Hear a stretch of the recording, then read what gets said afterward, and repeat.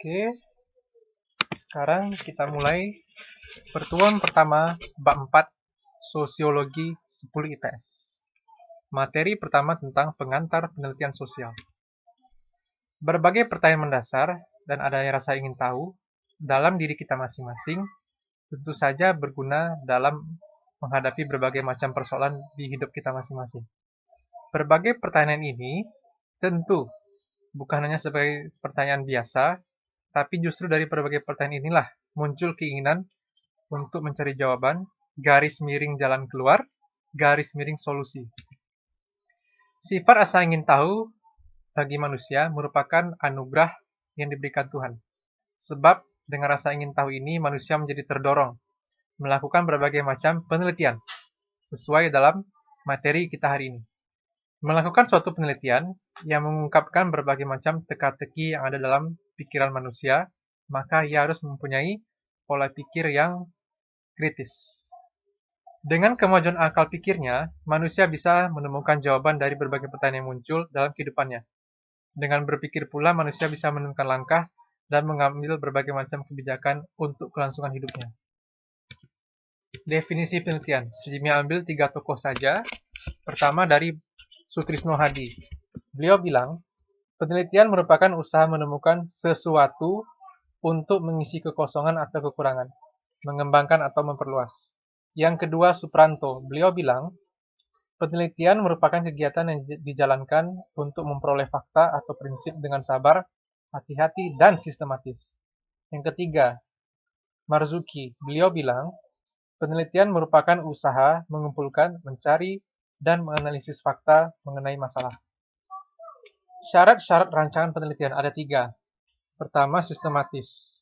Berbagai unsur dalam rancangan penelitian harus tersusun dengan urutan logis.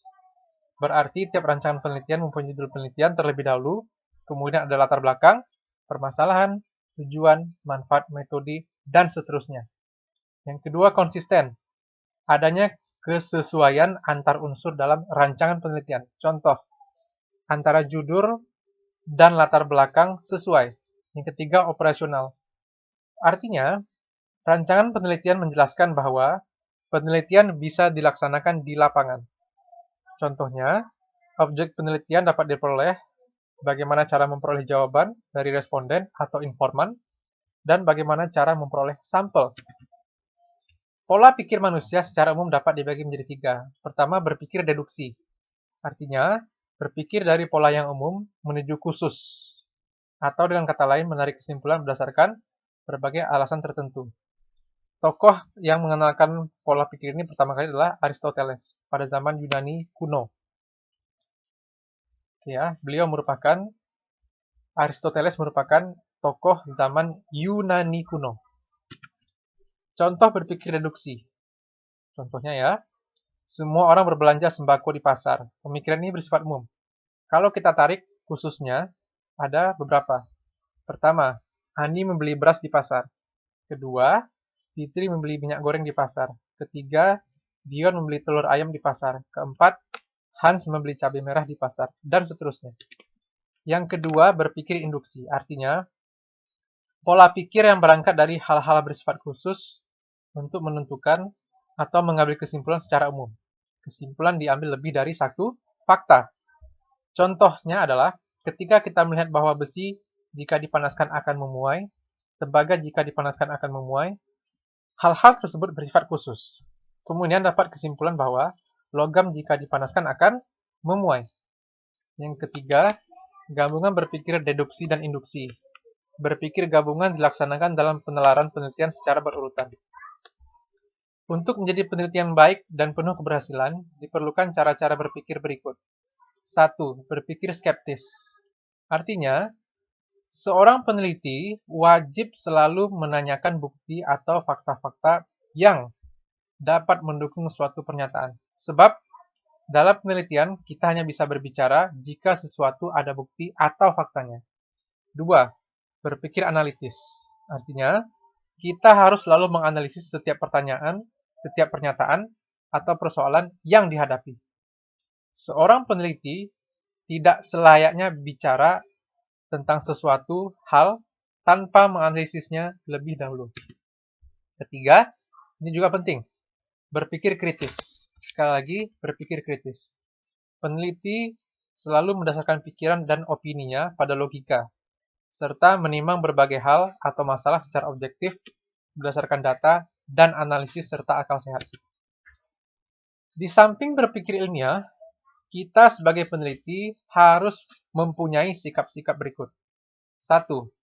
Bersikap objektif, artinya peneliti harus memisahkan pendapat pribadi dengan kenyataan yang ada. Kedua, kompeten, artinya peneliti harus memiliki kemampuan untuk mengadakan atau menyelenggarakan penelitian dengan menggunakan metode dan teknik penelitian tertentu. Ketiga, faktual. Peneliti wajib bekerja berdasarkan berbagai fakta. Yang keempat, ini juga penting. Jujur, artinya peneliti tidak boleh memasukkan keinginannya sendiri ke dalam data. Ia harus jujur dalam bekerja dan melaporkan hasil penelitian apa adanya. Yang kelima, terbuka. Artinya, peneliti bersedia memberikan bukti penelitian dan siap menerima pendapat pihak lain tentang hasil penelitiannya. Yang kedua, fungsi penelitian. Pada dasarnya, penelitian memiliki fungsi untuk menemukan, mengembangkan, serta menguji kebenaran suatu pengetahuan. Secara garis besar, dapat dikemukakan bahwa fungsi penelitian adalah ada tiga. Pertama, penjajakan atau eksploratif, dari kata explore.